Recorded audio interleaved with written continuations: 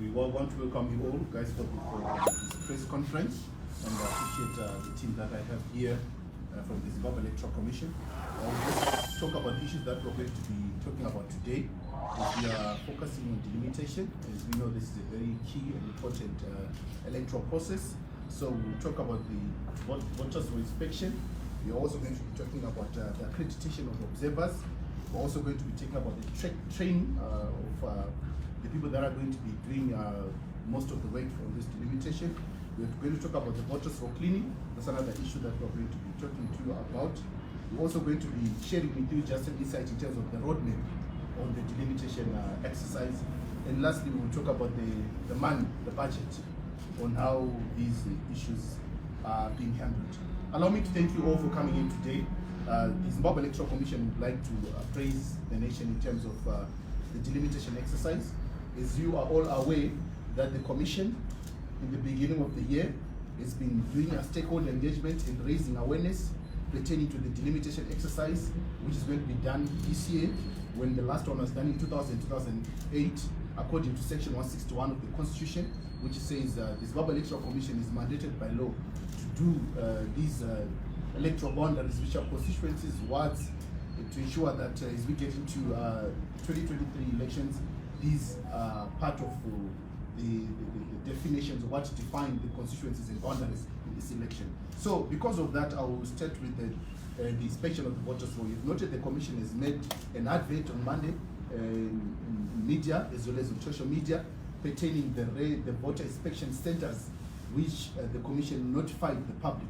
This notice has come after another notice in terms of closure of the voters roll, which came on the 30th of May, notifying the public that the voters roll that is going to be used for delimitation purposes was closing on the 30th of May. What it then means, it means that the people that are able to inspect their names are the people that were on the voters roll by the 30th of May. Anyone else who then registered after the 30th of May, they will not appear on this voter roll that is available for inspection. Any transfers that were done after 30th of May, they will not be effective because they are not valid according to the notice that the Commission has made. So this voters for inspection is open to those people that had registered to vote or that had effected their transfer as at 30th of May 2022. The Commission will establish 11,107 voter inspection centers. These are traditionally the polling stations or polling areas where people normally go to cast their vote. So the Commission has established these 11,107. They've been published in the media. They're also available on our website as well as social media to ensure that the public is aware of their physical locations. These inspection centers will be manned by 2 officers who are going to be assisting the public, who are going to physically come to these inspection centers to check their names, to check their voter registration details, their polling stations, etc., etc. I would also want to raise it to you that we've got composite centers. What do you mean composite centers? You mean that in some areas you find that a polling station has got more numbers of people, maybe more than 6,000 people.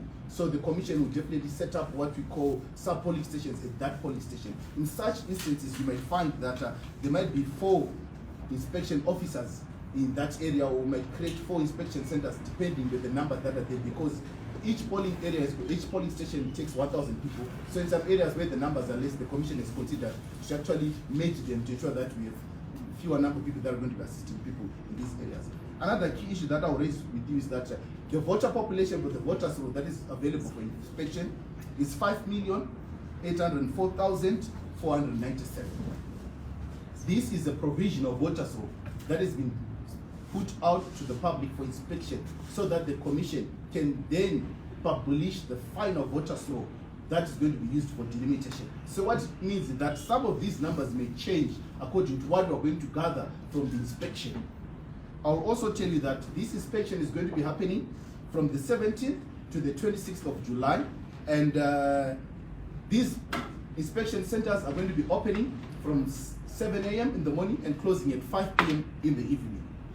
We also want to encourage the public, because we're living in the COVID-19 pandemic, to utilize the digital platforms for voter inspection, which are available on Econet and Net1, *265#, as well as going online on the bigverinspection.zec.org.zw for those that have got access to the internet. This will assist in decongesting our inspection centers. We would also want to tell you that the Commission has completed the printing of the voters' roll and is currently distributing it to different centers for the centers to be open as of the 17th of July. And the members of the public are empowered by law to ensure that they get in there wherever you think that maybe there's a need for a correction on my spelling of my name or anything. There are forms that are going to be given to you so that you can lodge them within that office, and the Commission will take note of that aspect. The second issue we're talking about is the accreditation of observers for this. As you are aware that as a Commission, we always do our work in a transparent manner to ensure that everyone is able to supervise or maybe to just observe what we do as a Commission. We have actually put out notice for the media and other different stakeholders for accreditation to observe the inspection of the voters' roll.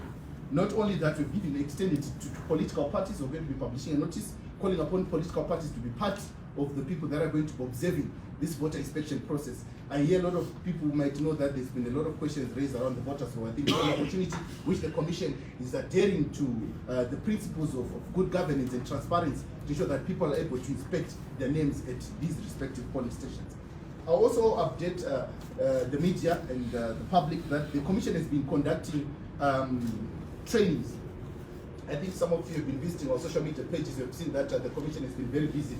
The acting CEO is working remotely from a site in Bulawayo in terms of what has been happening in trainings at national level, provincial level, district level, capacitating the voter inspectors, capacitating the voter educators that are going to be on the ground to ensure that this process moves so smooth.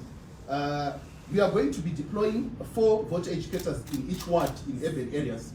In each ward in urban areas, there are going to be 4 voter educators who are going to be moving physically in different areas, over and above radio programs that the Commission has already been doing and adverts pertaining this program. And we are going to be deploying 6 voter educators in rural wards.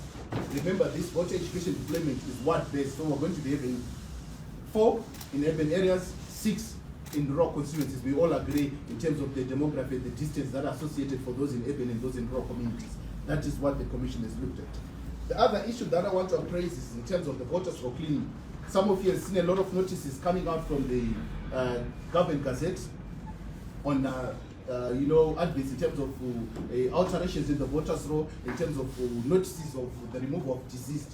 The Commission has been doing that because we continue to clean the voters' roll, as it is a fluid document that continues to change. So I want to tell you that the voters' roll alterations that we've gazetted so far and that have been effected as from the as of the 23rd of June 2022 is a total of 186,220 errors that have been gazetted, and majority of the errors includes maybe a full stop where there's no full stop, there's an omission maybe in terms of the name of the chief in that area, maybe there's a spell error that is so obvious. These are some of the issues that the Commission has been really making alterations in the voters' roll in compliance with Section 35 of the Electoral Act, which compels the Commission to inform the public to ensure that there's transparency in this process. And also in the notices that you've seen, you can actually agree that the people that had names on these notices, the Commission made it clear that they're able to go and lodge an objection or to the correction that the Commission is doing at any of our Zimbabwean Electoral Commission offices within a period of 7 days. And I think this has been moving on very well.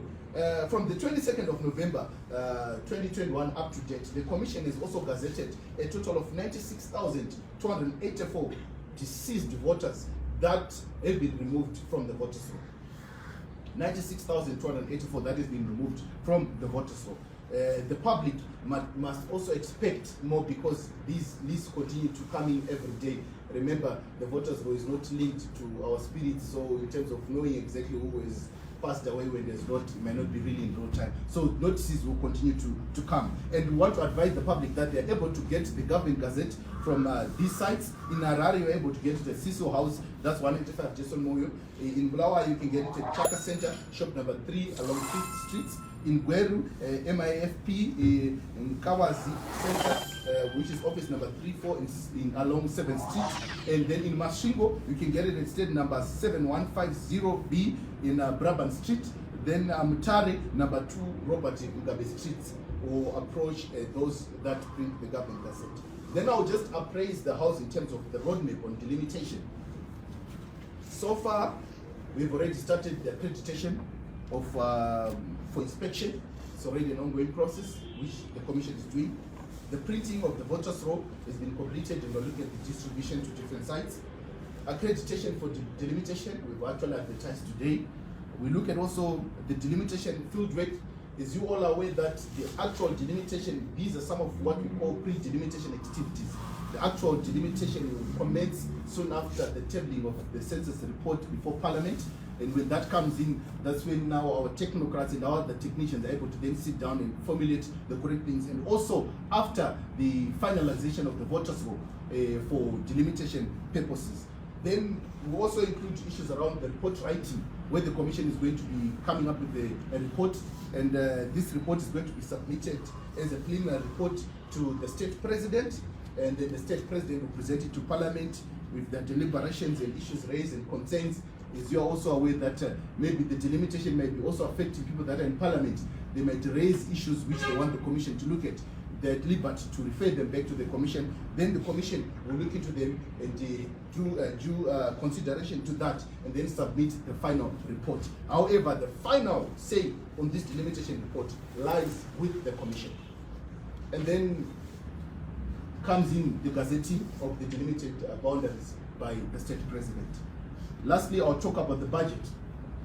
The budget that has been set aside for delimitation is a total of $83 million, which has been budgeted for the delimitation exercise, with 45 million being for voter inspection. As you're aware that 11,107 centers costs associated with that is not something that is easy. And then we also have 38 million for the delimitation exercise. The budget will cater for the printing of the voters' roll, hiring of vehicles, stakeholder engagement that have been happening, that will continue to happen, material acquisition, voter education material, advertising, publicity, the personal welfare, etc.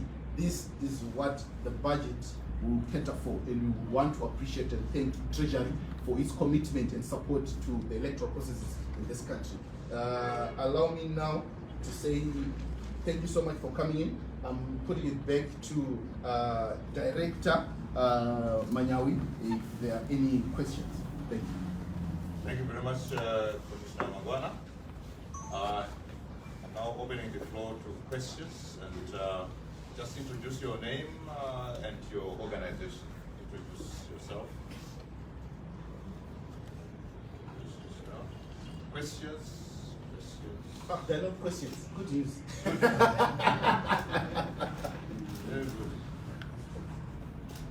Very good.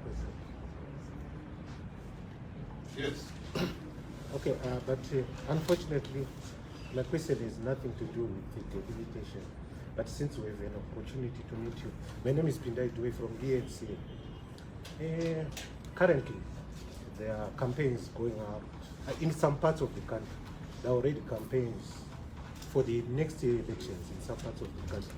And recently, there's been a video circulating on social media whereby one member of a political party is calling for is openly saying that another political leader and his supporters, they should be killed. What's your take on such hate language as the referee of the elections? Can I, Commissioner, may I take one more? You can take one more. Yes, one more question. I think that's the only question, so you can respond. That's the only question. First of all, is that video is not been brought to the attention of the Commission, and if what you are saying is correct, I think that's an issue that has to be dealt with the public police. On such issues, we don't really aware of that case. So for us to say this or that would be definitely not being following what the due process, because whatever allegation has come about, it has to be reported, it has to be investigated, court process have to go through, and something has to be done. We as the Zimbabwean Electoral Commission cannot comment to such speculation because it has not been brought to our attention, even with the stakeholders that are involved. So for us to comment on that, we will definitely not give you a correct answer.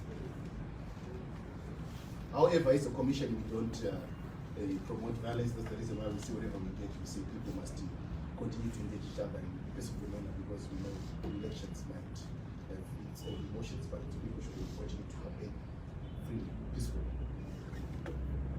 Yes. My name is Anis Masamba with ZFM.